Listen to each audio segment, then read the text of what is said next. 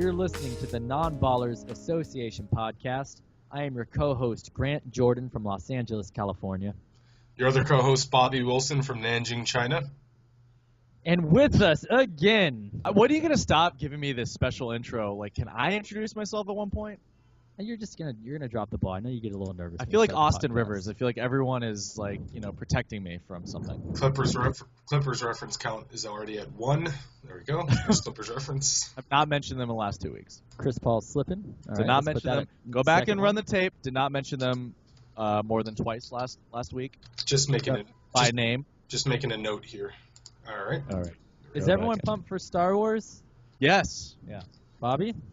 No. And no. All right. Cool. We got our Star Wars talk. Check that off right there. All right. Cool. So, gonna get into. What? What? Is it the little Chinese pollution getting those pipes? I'm in the South Capital. It's Nanjing. Did you talk to your upstairs neighbors about renovating this week and make sure they do it halfway through the podcast? I think I've explained to you a number of times. They're my next door neighbors. So. Oh. Yeah. It's weird that they're drilling from the top of your. That is weird. Anyway. Okay. Hey, let's talk about basketball. Oh, man. All right. So what do you want to kick it off with here? We got a couple of topics. You want to start with the Warriors? I think we start with the Warriors because it's already been about 4 days. So yeah, let's just get it over with quick. I'd like to share my disappointment in the loss. I watched the game prior against Boston where it looked like they were going to lose. And they narrowly escaped in double overtime. And there was points, especially in that fourth quarter, when I thought they're going down. They're down 5 with a minute and a half left. And they pulled that out. Then they had a back-to-back against Milwaukee, coming off double overtime, the last game in a 7-game road trip. If they could have just got past that game. I had a bad feeling about it after the Boston game, after the double overtime. When they lost, it bummed me out so bad because once they got past that, they have 5 games at home over 16 days. They were in the clear more or less to really keep this thing rolling, and it just sucks that of all teams, it's the streak stoppers, the Milwaukee Bucks, who also stopped the Lakers streak back in the day, so they have a little history there. But I'm still kind of disappointed about it. It was like keeping me rolling for this beginning part of the season. Definitely disappointed about it. I just wanted to see the old record broken.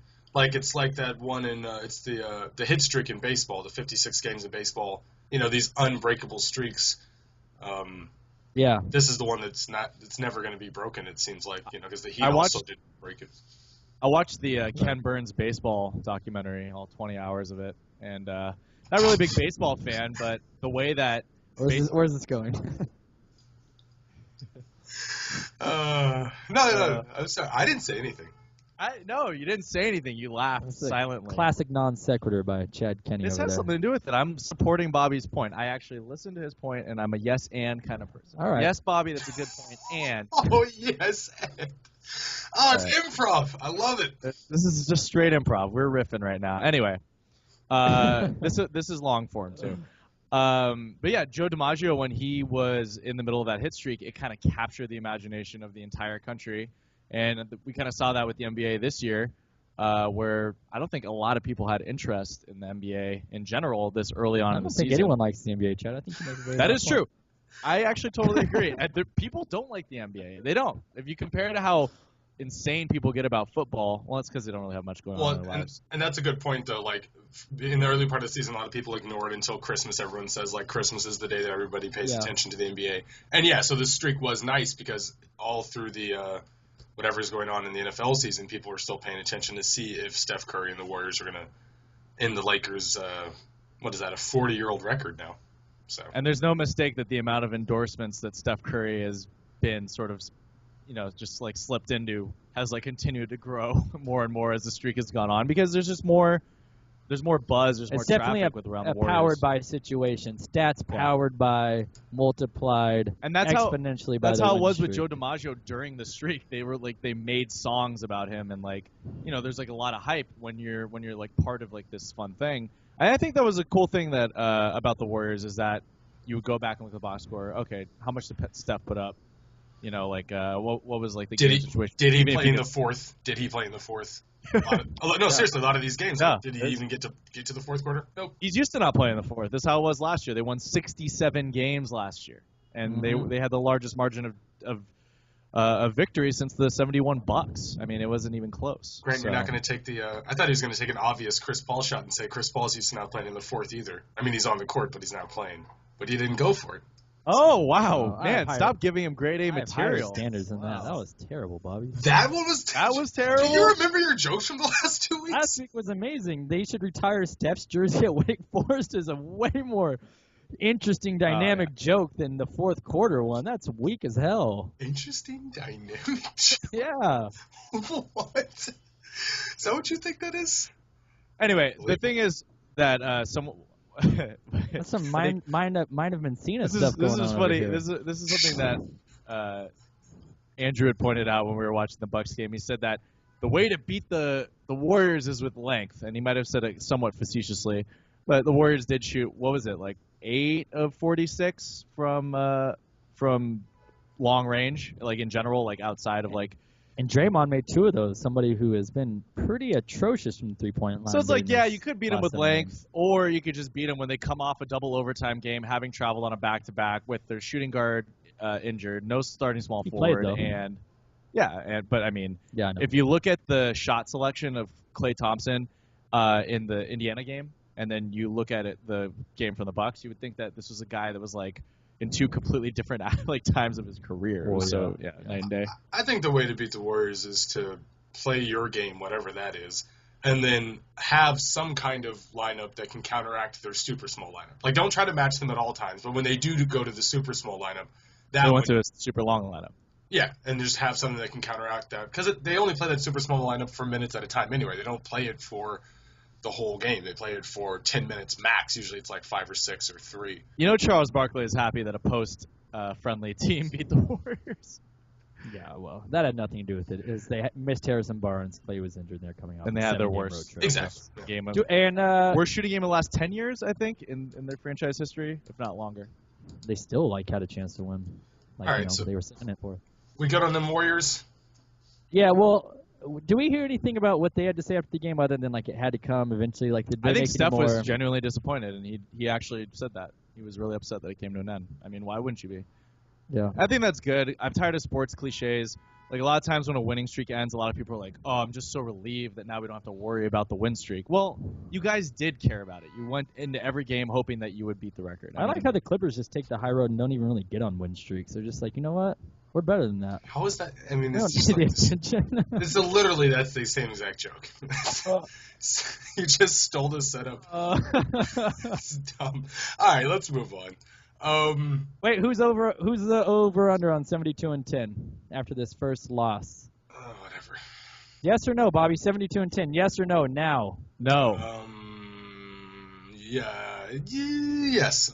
Say yes. Oh! Going for it. Woo, that's huge. I'm going to say I'm not sure yet. Okay, let's move on to the next one. All right, so we go in small topics.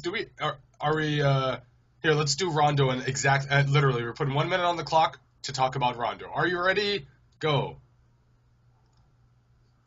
Well, I don't really have Rajon Rondo using... Shouldn't have said that. Should not have said that. Should not have said that, Rajon. Not appropriate. Mm-hmm. Well, it's the NBA coming out again and being very proactive. Coming out again. Yes. Coming out again. Chad, please. What is wrong with you, Chad? Come on. You live in Los Angeles. You would think. I live in WeHo, dog. So does Kobe Bryant, and he didn't hesitate in calling a ref a gay slur either, and no one seemed to care about it, huh? Or Jonah Hill, Bobby. You brought up Jonah Hill. Didn't hurt Kobe's cred at all. People still love him. And Jonah Hill's still allowed to play for the Sacramento Kings, so... Right. It's just bizarre to me. No, but all right. So that was 1 minute. It's good. Did we not even? We said he was wrong. That's it. You move on. Oh, it is interesting. Well, as the actual one. I was saying the NBA came out and it's just like they're trying to be a very progressive league, and that's cool. I think that's awesome. I feel like the NFL would have danced around this. The other good thing about it, well, it's not a good thing because I guess it kind of forced him to reveal it, but at the same time, it's good just in general that a sports figure did. Is Bill Kennedy came out as gay, and that's good. But his hand was kind of forced because otherwise, in a vacuum, if Rajon Rondo just calls another person a homophobic slur, it doesn't really mean anything. But if he says it to a person who is gay, then it means a lot more. So So it seems like it was a good time for him to come out if there was going to be any time. It's unfortunate that he was forced to come out in this way, but it's good for sports in general. I think his statement was pretty poignant and wasn't very soapboxy or anything, so I like that. I thought it was cool. I'm all for it, but hey, you know what? Be careful what you say. Right, Grant? Oh, wow. How does that mean? But just be careful what you say about Chris Paul, man. If something bad ever happened to him, you might feel a little differently. I have much worse things in store for Chris Paul. Loser. All right, let's go on to the next. Let's go on to the next topic. All right, what do you got next? Well, let's talk about the NBA and parity and how now after this Warriors loss, I mean, it doesn't really do much to tip the scales and winning percentage in general, but cool, interesting stat before the games tonight on December 15th. The Eastern Conference and the Western Conference respectively. This is going great. All those diction classes at UCLA are really paying off. If I over-enunciate, it's going to be annoying. Right. So the Western Conference and the Eastern Conference, respectively, are both 500 right now. I believe the West with a record of 184 and 184, and the Eastern Conference with a record of 181 and 181. Bobby, is this the most balanced? What? Terrible. Is this the most balanced that you've seen the NBA at this point in time in the season, like in maybe the modern era? Definitely the one that I can remember. But it's nice, and it's good, too, that it happened the year after everyone was calling for, like, realignment and reseeding and possibly moving the Mavericks over into the Eastern Conference. If they did that this year, the Mavericks would be the 6th seed. So that wouldn't really change. So I just like that it happened on the heels of last year, everybody overreacting to, the Eastern Conference being bad. It's like, just give it a year to smooth out for people to... Well, it had been years where the Eastern Conference had been inferior. I mean, since the 2000s, there had always been a couple good teams, but the East has been inferior to the Western Conference for about 15, 18 years, and it got most dramatic probably the last 2 seasons. But it's been a thing for a while. It's not like it just was last season. But people overreacted to it last season. Sure, but I'm just saying it was a culmination of 15 years in the making, not specifically just once. Over that 15 years, there were plenty of solid Eastern Conference teams. There were some Eastern Conference champions. Well, certainly. I'd say there was obviously, you had your Heat and your Pistons. Celtics in there, but... There you go. Well, yeah, at the top, there's always... I'm just saying... It was always top-heavy. It's always been an uneven distribution of wins in the East. But the thing is... It's been top-heavy, but in the Western Conference, more teams have been competitive, but they've also not... even last year, it was like, oh, yeah, they got all these juggernaut teams, but really, there were 1 or 2 good teams, and all the teams at the bottom, I still think the Pelicans would not have made noise in the Eastern Conference. Pelicans wouldn't have made noise. The Grizzlies are just West Coast Bulls.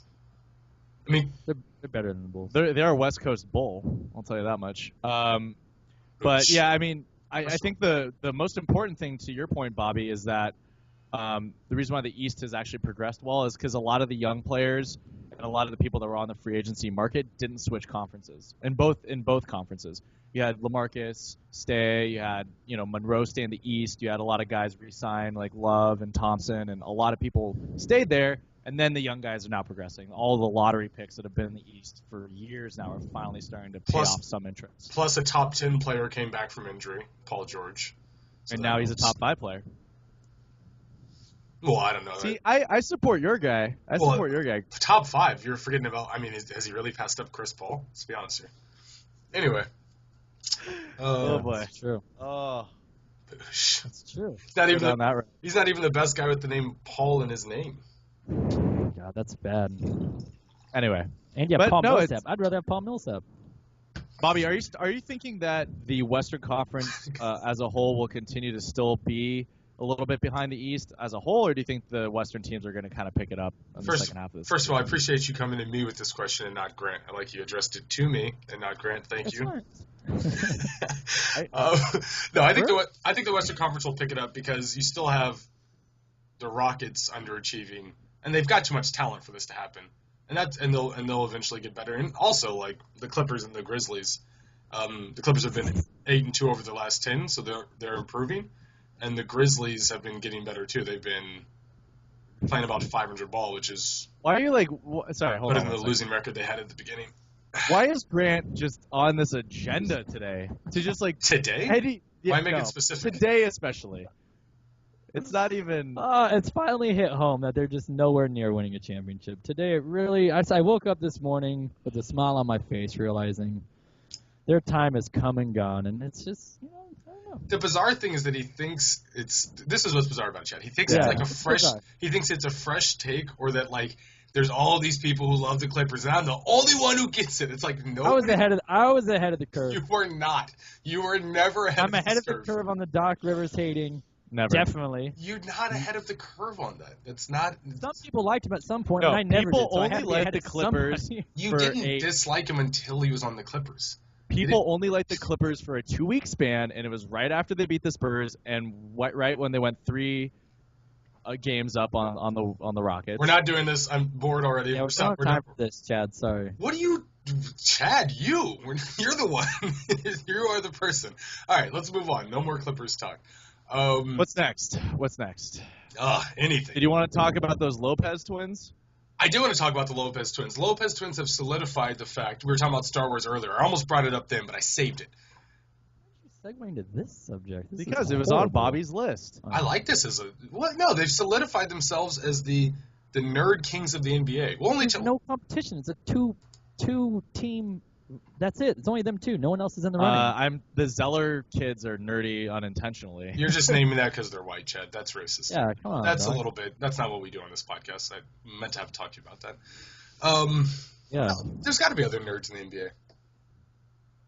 Like you're Donald talking about Foyle nerd retired. twins? Nerd twins? I mean, both Harvey and Horace Grant wore goggles.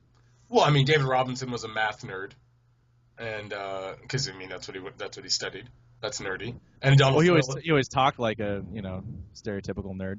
Yeah, we're mistaking intelligence for nerdiness. You can be a nerd and not be intelligent. No, there's two types. That's why I don't think a Donald Foyle fits. But David Robinson is a actual nerd. Period. Like, yeah, he's just a nerd. I don't think a Donald Foyle fits. All right. Well, who in the current NBA are the brothers competing against? That's a good question. Is there anybody else? Grant might be right. The Lopez's might just have it completely locked down. This might have been a non-topic. It's not a non-topic. It's still noteworthy because this week Brooke Lopez got a Star Wars bobblehead at the basketball. Star Wars. They gave one out? Yeah, they gave one out. Star Wars themed Brooke Lopez bobblehead. Pretty sick. Well, that is cool. Good I know. That's why I brought it up. Non-topic. This guy. Believe this? I'm sure that drove another 10 people to the Barclays Center when there was already 380. Yeah, well, that's good. They needed that. I thought they needed that extra push. I just thought it was cool because, and also I like it that there's at least anybody being this openly nerdy in the NBA because, like anybody who was before wasn't, it's a closeted nerd culture in the NBA. They've been persecuted for years, and it's fine to see that they can come out in the open. Well, you want to hear? Can we move topics? They're Jesus nowhere near Christ. the Morris twins, though. Let's be honest. Those We're guys, sticking on this twin the Morris topic. twins are the shining example of just raw masculinity. We've hit rock bottom on this podcast. I'm sorry you had to listen to this, folks. They both show up.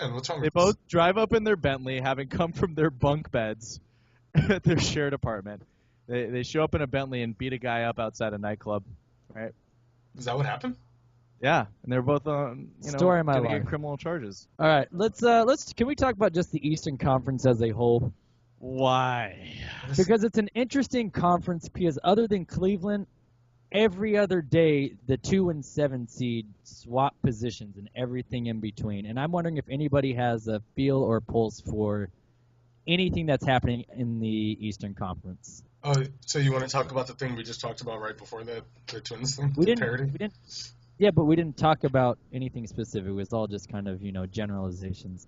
Let's get into this current what's happening now Grant, in the NBA. You saw that headline on curious CBS Sports that you saw the headline on CBS Sports. Carmelo just said that there's nothing coming between him and Porzingis. What does that mean for the Eastern Conference? Exactly. That means that they have a real late season push in them. That's possible. Nothing I'm is saying, coming. you watched the Eastern Conference. Like, we know the West. We have Golden State, Spurs, and Oklahoma City seem to have separated themselves from the pack. Obviously, Golden State and the Spurs being a distinct 1 and 2. And then there's the other teams like the Clippers and like Memphis and Houston. You'll probably get there. But in the East, aside from Cleveland, I don't know if I don't know who the second best team in the Eastern Conference is going to be at the end of the season. I have no idea. First of all, the Warriors and the Spurs are in their own class. Thunder and Clippers, and then there's a third tier. All right. Secondly, no, you didn't. You grouped the Clippers in with Houston and Memphis. So that's what you did. There's the Golden State tier is 1. Right. Spurs tier 1B. Oklahoma City to me is ahead of the other teams in the Western They're second Conference. tier. Incorrect. Yeah, they're second tier. And where the Clippers reside in that tier. Everybody else is below that. False. Oh, so the Clippers aren't second tier. That is false. The Clippers are in second tier with OKC. Okay, whatever. So let's get on to the Eastern Conference. I was curious what you think about the Eastern Conference aside from Cleveland. Well, what I was saying, what do you like about I agree. Right now, Cleveland's only clear, but that was nothing that should shock anyone going into the season. Everyone knew that Cleveland would be a clear-cut winner to wrap up the regular not season. Cleveland. I'm talking about everybody else. I think Detroit's the real deal in terms of getting into the playoffs as people who are outside the picture right now. Who's the second best team in the Eastern Conference? I don't get an answer. I think it's Miami. I think it's Miami. Okay, that's all right. I like just 1 through 8. I would like to see Miami, make some noise. But Toronto is a very close second, I think, in locking up the second best seed. I'd go with either the Bulls or Miami as the most legitimate chance of actually being able to do something in the playoffs versus the Cavs. I think the Pacers are playing really well, but I don't think they can beat the Cavs in a series. But maybe the Bulls or Miami can give them a run for their money. And then if the Bulls can shed the Rose contract, I will never believe in the Raptors ever. Okay, well, that's fine. Yeah, but if the Bulls can actually unload Derrick Rose's contract for something before the deadline, it could make a huge difference, and that actually could help them a lot, especially with Hoiberg's offense, where Rose is just a black hole who's making terrible decisions, and it's obviously affecting everyone around him. I feel like I don't need to defend my position on the Raptors, as they've underachieved 2 years in a row in the playoffs. They overachieved 2 years ago. Not in the playoffs. Making the playoffs was an achievement in and of itself for them. They weren't supposed to be a good team. Masai Ujiri kind of ruined that. And then last year, Paul Pierce is not in the Eastern Conference anymore, so it might make a big team. And then last year, they definitely underachieved in the playoffs. And Kyle Lowry is definitely banged up, but whatever, they got stuck. In any case, that doesn't mean anything. They've been good now for Eastern Conference team. I mean, you can give them a little bit of respect. I mean, it's not like it's a blip on the. All of their pieces I'm not giving them no respect. I'm not giving them. I'm not taking away all respect. I'm just saying that they're not going to make any noise in the playoffs. They'll make the playoffs, and they'll be a fine regular season team.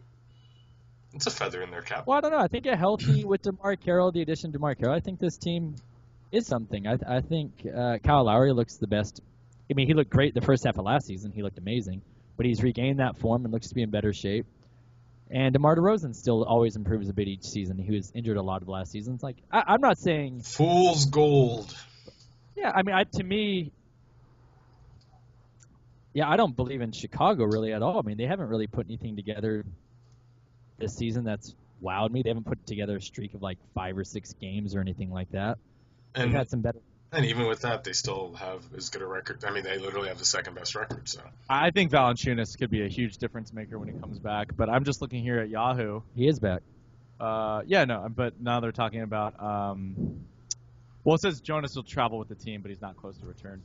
But Valanciunas, a proposed 6-man trade for Kenneth Faried. What would something like that do for the Raptors? Do you think that's an upgrade? I feel like Valanciunas was a solid piece for them. It's definitely just a big style change. You're going from like a low post like scorer straight run and gun to a straight up guy who's just pure energy, kind of undersized hustle player. I don't know how I feel about that. I haven't been high on Kenneth Faried the past season or so. He's kind of Bobby. Where are you with Kenneth Faried right now? I'm trying to think of a way to say it without sounding ridiculous, but I don't like Kenneth Faried. I don't not like him. I just don't. I wouldn't trade for Kenneth Faried if I were trying to like contend. That seems like Kenneth Faried had the classic Carlos Boozer. Sorry to interrupt. He had the classic like Carlos Boozer, Joakim Noah, like when those guys sign their big extensions and then just fall off. You know, he had that promising FIBA. Yeah. Well, I thought last year he was in. I mean, granted, it's hard to tell when you're on. He's a role player. Team. So That's a what role I'm saying. player on a bad team is hard to look good. So you put him on a quality team, I think all of a sudden his contributions. But if you put him on are validated more, you know. If you put him on a quality team that you don't have to trade a piece to get him for, you know what I mean? Like I wouldn't trade a young pretty good big guy for Kenneth Faried. I'd pick him up in free agency or something like that for like $8 million per. I mean, I think this would fit in. This would fit in with our conversation we had about Washington last week, where if Faried were on the Wizards, that would be a great upgrade for them. I mean, they could just use someone like that who's young, can play a little bit more up tempo, which is where the Wizards are trying to go. But the Nuggets, it's become like the epitome of mediocrity in the NBA. So it's I'm not sure Kenneth Faried would be a great upgrade for the Wizards. He would just be another guy off the bench. Like he's not I don't know. I don't think he plays starter minutes on a good team. No, I think he can give you 22 to 25 minutes off the bench and be like really great bench production. Chad, slow your roll there on my Wizards. All right, they're gonna get it together. They're only 3.5 games out of a playoff. No, 2.5 games out of a playoff spot. So. Hey, well, props to the Central for just being one of the strongest division. I knew that going in though. We were going to be rough this year. But no one expected Milwaukee to be at the. Well, that was the thing. I was expecting Cleveland, Chicago, and Milwaukee to all be like Milwaukee. I thought was going to be about where they were last year, but which was pretty quality. Well, we were all high on Milwaukee going in, but all 5 of those teams could have been playoff teams. The thing is Milwaukee they still can be. It's not impossible. Yeah, they can, and Detroit could be too. I've watched Milwaukee 4 times recently now, and they have no shooting, 0. Well, yeah, their best shooter is their power forward. Milwaukee has the least chance of being able to turn it around because they have the least talent, but the Wizards. They actually have the talent to get there, although Bradley Beal's out for 2 weeks as of today. Yeah, it's bad. And mind you, Atlanta right now, as it is right now, is out of the playoff picture. Yeah, kind of. It's weird right now. I mean, they're out of the playoff picture, but they're literally one or 2 games. But I'm saying they're no games back. They're actually they're no games. I want to see actually more of these teams in the Eastern Conference in the playoffs than I do at the bottom of the West. I mean, Utah would be fun, but that's a. Are we still convinced that this was a better topic than the Lopez twins? Because I don't know. I'm feeling like that Lopez twins bobblehead game was pretty solid. I don't know. That's prime. That is fire. That's pretty good stuff. Fire good stuff. Did you know that their mom is a librarian? Actually, is that right? She probably made them read a lot as much as they were practicing for basketball. They were also going to live together when they got when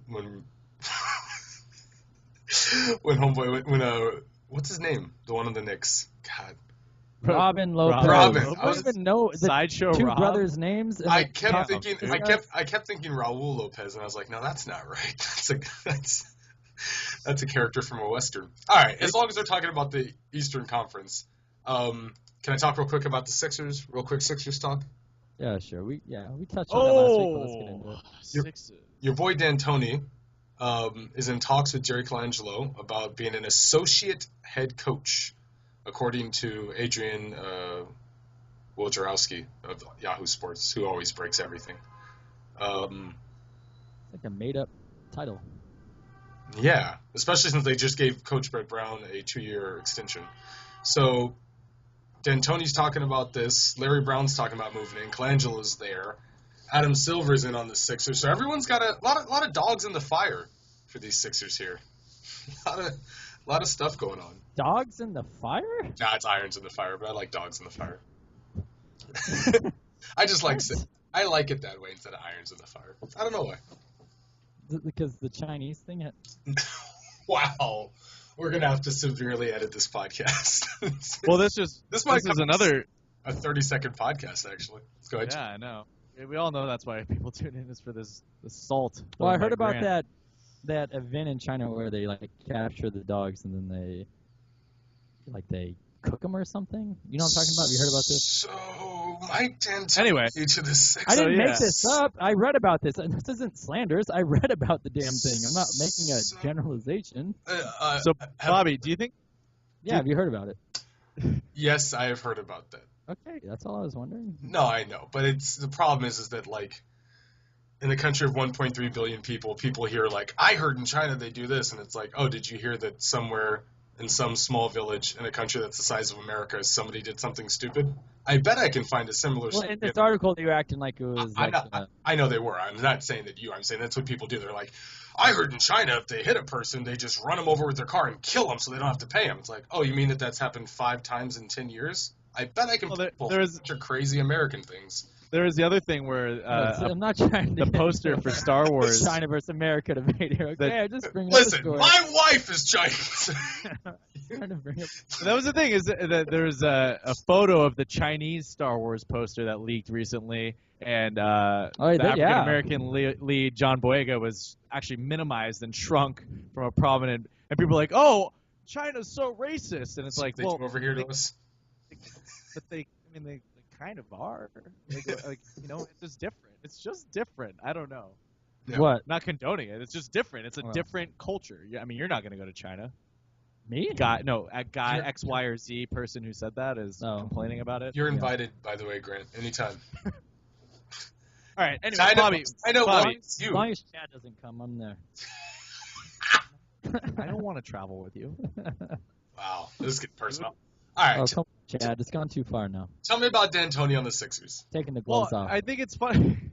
I think D'Antoni should be looking at a better gig than that. And why? Well, I mean, there's Because he benched Powell the first game, basically, like a moron. I think D'Antoni could be great in Minnesota. He hasn't been good with the Knicks or the Lakers. Everyone's convinced he needs to go to a situation that he lost in the Western Conference Finals. I don't know that if you can blame him for either one of those situations. In one, Amari got injured, and then the other, or already was injured. I mean, it also, like, there's so many Knicks problems. There's so many other problems besides just D'Antoni as the Knicks and the Lakers coach. I just have a segment called Pass the Buck, where we just name people, and then you guys just pass the buck. D'Antoni hasn't been a good coach in 10 years. Yeah, but Isaiah Thomas pretty much getting, like, destroyed golden that. opportunities. Isaiah Thomas pretty much destroyed that franchise for 7 years. First of all, what are golden opportunities? Like, the coaching... golden opportunities? What did you say? I didn't say that. Oh, did you not? No. Oh, okay. Well, whatever, fine. It's not, what are golden opportunities? What? I said he shouldn't be getting, like, amazing opportunities based on his last 2 stints, that's all. Wait, so... All right, whatever, fine. It's fine. Like, amazing, golden, whatever. It's like I thought you said something along those lines. Oh, well, maybe I said golden, but I didn't mean in reference that the last 2 gigs were golden opportunities. I'm saying he doesn't what I'm saying is that neither one that we just named are golden opportunities. Yeah, but that wasn't the point. I didn't say that they were. I'm saying he but the last... he did as poor as anybody could have done coaching those jobs, coaching those teams. I mean, he had literally the worst rebuilding project in New York. At the time, they really thought he was just going to save the city, but Isaiah Thomas had destroyed their future. And I mean, with the Lakers, they made the playoffs. I mean, like, I don't know, it was bad, but then there's a lot of factors. It's not passing the buck; it's just there's other factors. I mean, the Lakers had argued. The vacuum is Mike D'Antoni. Yeah, I just don't know about that, but all right. Bobby, did you hear that Larry Brown also was asked about the Sixers, and he said he could turn that situation around in 5 minutes? Under investigation over at SMU. I'm personally for it. Just let Larry Brown come in. It would be so much more entertaining than what's going on in the Sixers now to just have Larry Brown in and have Allen Iverson join the front office, which is what Larry Brown said he would want. What if they just combine them and make it Larry Brett Brown as the head coach? Hot stuff. That's good stuff. That's good stuff. I see there. You catch him at the Laugh Shack this Thursday. Oh, he's got a gig. He takes my moves now. He's taking my woos and my hollers. Chad, get your own material, all right? Oh no, but seriously, do you not? Okay, whatever you think of, I think we all agree that of course he couldn't turn around in 5 minutes because nobody could. But don't you think it would be more fun to have Larry Brown and Allen Iverson running this team than Jerry Colangelo and whatever that other guy's name is? Sam, I mean, it'd be more fun, yeah. Fun factors. I actually want the Sixers to be good in the next 23 years. Oh, are you one of those people that's like they matter because they're one of the original teams and it's important to the culture of the NBA? Is that what you're doing here? I will say I think it'd be great if the Lakers were good. I mean, they're on. Why? They're on everywhere. Like that part would be true. Yeah. I think they should see this little awfulness. I mean, I don't know the thing. What they mean to the direction of the team. So, I mean, they're already 1-25. Obviously, this season is goner. So, I mean, kind of the best position for them to take is to see out their game plan, the thing they always use in quotations, the process. Through this season. Like, maybe you start planting the seed and getting other people to start playing real basketball next year. But this season, I feel like You're 1-25. Ben Simmons to a lot of people is like, once in every 5-10 year player to a lot of people. See it through this season and then start next year. I just don't think this isn't going to do anything here and now other than maybe potentially build some, I don't know, some building blocks for next season. But I feel like you just let it go and start next year. All right, but it's worth it. You're already this far along. It's like, why dive out in the middle of this season, basically, when you're this far behind? All right, but just from an entertainment standpoint, I think from an entertainment standpoint, getting Larry Brown involved. That was a good answer that was serious, but as a non-serious answer to the question, do you not think it would be fun to have Larry Brown and Allen Iverson running a team? I just think it's a little outdated. I don't think Larry Brown is ever going to get an NBA coaching job ever again. It would be fun to watch for That's all I want to know. I get it. Yes, of course. He doesn't know what he's doing. Couple weeks, but I don't know. The thing is also going back to what I was saying about them being a historically whatever franchise. They're not. They're not, Bobby. They've been terrible for most of. They had their one stretch with Wilt, and then they had their one stretch in the 80s, and for the most part, they've been bad. They went to the finals in 2001 with Larry Brown, but that's about it. They haven't been on national television in 12 years. So it's like we don't care about the Sixers anymore. So that's why it's okay that they're doing this rebuilding process, because everyone's kind of. It was always okay with me. It was like when the Nets didn't. I mean, the Nets have been bad this whole time, basically, except for when they had Jason Kidd. And then there was that period where they were literally chasing the worst record of all time. So, whatever. Who cares if teams are bad? I mean, whatever. It's kind of bad. Let's not forget the Kerry Kittles, Keith Van Horn dynasty. Kendall Gill dynasty, Bob. It's true. Todd McCullough. Matt Tiger. I'm a little upset that you guys aren't on board for this Iverson Brown thing. I'm going to move on. I don't like Larry Brown that much. I mean, he was a good pacer coach. I give him props. He's like the Woody Allen of the NBA. I love him. Is he that witty? He's not witty. He's just neurotic and weird. And I just don't think that the Allen Iverson every couple of years. I don't think that the Allen Iverson front office position is good enough to really do his personality justice. It would be great. He'd have to address the media. He'd say just make him the mascot. Things. I just want him involved. You guys didn't get behind this. Be the mascot. That'd be great. You guys didn't get behind this idea. I'm over it. You should get in the Philadelphia 76ers rabbit mascot costume. You would never dress him up.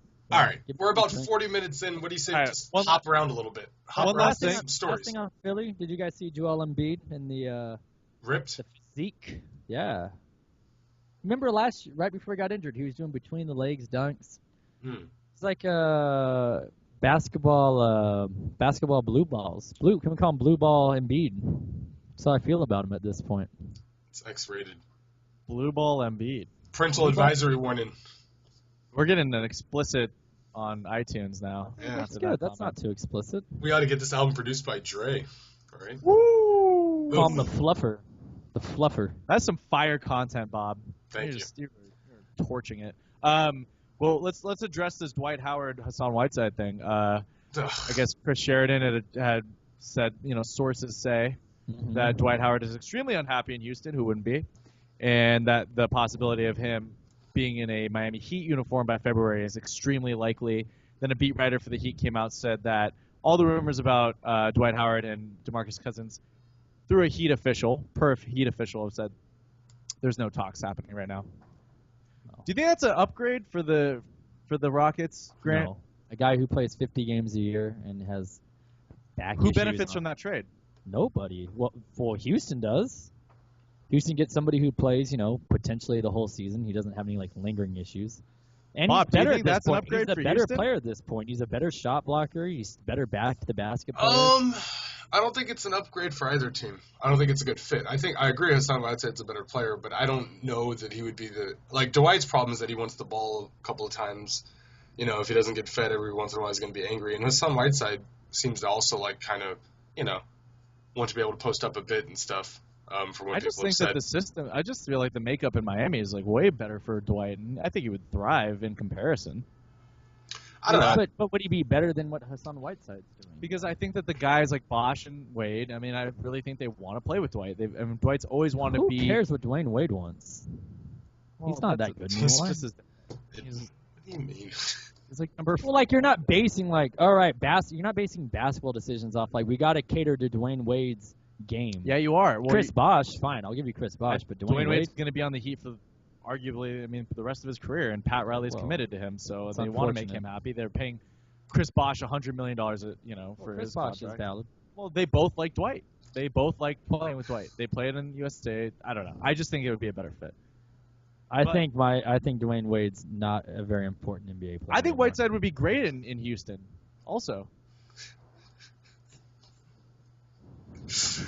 Oh God! This has just been an off week. All right. No, I agree with what Chad's saying. I'm trying to tune out what Grant's saying. It's difficult though. Or do you think Dwayne Wade's an important NBA player? He's like a title contending, like second best player on the team, because he's not. He's the second best player on the team he's currently on, and they're one of the best teams in the Eastern Conference. I don't know. He's like top sixth best PER and shooting guards. We're just looking at those stats. Come on. Manu Ginobili was third. So basically, we should never look at PR again. Fine. No, I'm just saying, because you were using that as criteria for why Chris Paul is bad. So no, I don't really use. Look at whatever stats you want to look at. He's got fine traditional stats. I mean, he's got 18 points a game, 5 assists. I'm just saying I wouldn't make moves based around like. Well, that's different. You wouldn't build a team, or you wouldn't build a team based off of it. But you would want to make your guys happy. But no, not just wanting to make them happy. Unfortunately, you're already at the point. The point is that you already have him. You already have Dragic. You already have Bosh. You've already built a team around him. Hassan Whiteside is solid and all, but he's not. He's also not going to be a first or second player on a championship team. So like moving him, it might be bad. It might not be bad. He's not shown that much stability, and even in this system, he's having trouble playing with Chris Bosh. There's a question about how valuable big men are anyway. So it wouldn't be the worst thing in the world to consider, like, would Dwayne Wade have a better relationship with Dwight Howard? It's possible. And if that vaults you into the Eastern Conference Finals, then it would be worth it. Well, why do you think Dwight Howard's, like, going to be? I mean, the guy doesn't play back-to-back. I don't. I'm not. I just said I wouldn't make the trade either way, but I'm saying that, like, I wouldn't not do it because of, like, Dwayne Wade. I would not do it just because I don't think, it doesn't bring enough value either way, is why I would just. It wouldn't make much sense. If it makes sense for the team, I'm saying, but this whole like relationship with Dwayne Wade thing doesn't. Dwayne Wade is the team. He re-signed with Miami in the offseason because Pat Riley put all his chips down to make sure that Dwayne Wade felt like he. Why is he the team? How is he not the team? He's one of Kobe still the team in the Lakers? Yes. What kind of talked about it for weeks. What do you mean it's those are two completely different things. Dwayne Wade is but you're going off like legacy. He's relevant. I'm not going off a legacy. He's the second best player on his team. What are you talking about? It's not legacy. Who's better than him? I think Hassan Whiteside's better than him. All right, maybe. I mean, I guess possibly he is. Possibly he's better than Hassan Whiteside's better. I don't know. I'm not. Yeah. Anyway, Sights and sounds. Let's do it. It would be it'd be cool to see Dwight in Miami or in Florida again. It might be cool. Anyway, what do we got next? Yeah. Okay. All right. First one. KG dunking over Blake. Oh, I guess that happened like on Monday last week. I think it was because we watched it together. Wind out of my sails. Yeah, but anyway, it was cool. Right? There's no doubt that Blake Griffin grew up with a Kevin Garnett poster on his wall, and now he can have one of his own. Now he gets to be in one. That's nice. He gets to be in one. Boom. I think it was probably pretty cool for Blake, even though it looked like he got pretty served on that dunk. He did. I'm sure Blake later on was pretty stoked about it. That might be the last actual highlight of KG's career. My favorite part of the dunk was Karl Anthony Towns' reaction. He's like, as he was walking, he's just screaming the whole time. He was doing the KG scream. It's like, you didn't dunk on him. Well, then you should have juxtaposed that with Karl Anthony Towns' reaction when he intentionally fouled DeAndre Jordan with 30 seconds left and didn't realize that was a technical foul. He was crying on the sideline. Was he really? He had his hands down. Yeah, poor cat. Poor cat. Yeah, well, it's the trials and tribulations of the rookie season, right, Grant? Another old thing that happened that was interesting was the Matt Barnes irrational half-court game winner. Oh, yes. Yeah. Missed that one. That was unbelievably ballsy. They had one timeout left. He got the ball with 5 seconds? He got it off the rebound, and he saw, I mean, you're dribbling, and you can see the clock right in front of you. There's no way he didn't know there was still 3 seconds left. He was like, no, and they were on a 3-on-2. They had a chance for a real shot. He probably figured, as bad as has been shooting over the last couple of years, like, this is as good a chance as any. Why pull up? I mean, I might make this shot. That's the ultimate. No. Yeah, that is. Oh. Yeah. Matt Barnes is one of my all-time favorite, like, not actually any good players. Like, I really like him, but he's not, he's never going to be an all-star or something like that, or even an ideal all-star. No, Kyle Korver had that same attitude. He's a poor man Shane Battier. Yeah. Obviously, this one got talked about a lot, but Russell Westbrook with the off the back of Rodney Hood with 0.8 seconds to beat the buzzer at the end of the third quarter. That was an amazing play. Bobby said twice a game. I don't know what he said. I've actually never seen it. I've seen people pass off the back, but I've never seen somebody catch it off that, go directly into a shot and hit a buzzer beater. Oscar Robertson used to do it off of the back of their heads, catch it, and then dunk it, as a well-known fact. I mean, I could see Is Bobby that. getting all back in my day, get off of my lawn about 2001 NBA? Yeah. Stuff that we can actually look up. Like the golden era of the NBA. Yeah. Let me tell you something about Joe Louis. Okay. All right. Let me tell you a little bit something about Felipe Lopez. When Joe Louis fought Rocky Marciano, he was 130 years old. 130 years old. A lot of people don't know that. Andy, you're coming to America stuff. Boom, Grant got it. All right. Hey, Bobby, that would be a good 2016 kind of just sort of demeanor for you if you became one of those back in my day kind of guys. Well, I did buy an old style hat this week, so I guess I could go for that. What's an old style hat? Are we talking 2002 or 97? It's not a fedora, but it's like Kangol? No. Is it like a Von Dutch? Yeah, that's exactly what that makes better sense. Get a Von Dutch trucker hat. In my day, I had one too. Oh, yeah. Oh, yeah. Yeah. I definitely had trucker hats and throwback jerseys. I also had a bunch of pinwheel hats. Remember that too? The pinwheel, pinwheel hats. Mitchell and Ness or whatever they're called. New era pinwheel hats. Yeah. Mitchell and Ness did some too. Yo, so what about this Robert Covington guy? What about him? Who is he? Pop quiz. On the 76ers? Yeah, he's on the Sixers. He's on the Sixers. Now. I talked about him. I talked about him last week. I was thinking he was the guy that got traded from the Sixers. KJ McDaniels. I was thinking of KJ. We were talking about this last week on the Sixers when we were covering them. I just thought it was funny that I mentioned that Laker fans were really upset that this guy Covington was burning them, and that it was like the all-time low for NBA guys. I don't expect you to. This reminds me of another story, guys. Recently, I was watching. I'm just kidding. Yeah. All right. Well, anything else? That's basically. Oh, my favorite story of the week. Okay, never mind. Oh, Covington. I just wanted to bring him up to see if that was my. What about him? He's the second leading scorer in the Sixers. That was the other thing. Right. I'm the first leading scorer on my own team. Trying to make sure you guys aren't slipping, Doug.